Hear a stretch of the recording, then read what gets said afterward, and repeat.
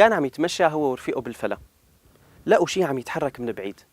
قربوا أكتر، في شيء أسود عم يتحرك. فقال له لصاحبه شو بتتوقع يكون؟ قال له أنا بتوقع يكون غراب أسود.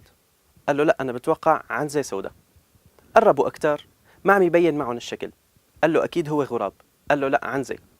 قربوا أكتر، قال له غراب. قال له لا، عنزة. فلما قربوا أكتر الغراب حس عليهم، فطار الغراب. فقال له لرفيقه شفت شلون غراب أسود؟ قال له عنزة ولو طار. كتير من الخصومات وكتير من الجدالات ما منوصل فيها لنتيجة. الغراب طار، هو بباله لا انه هو عنزة وطار. يا ريت انه ما نفوت باخذ ورد وخصامات وجدالات ما بتنتهي ابدا، نحافظ على ادب الحديث. ولما بدنا نحاور الناس العقلاء اللي مروا بتجربة نستفيد منها او عندهم معلومات درسوها، لانه في كتير من الناس لما تحاورون بيكون عقلهم طار.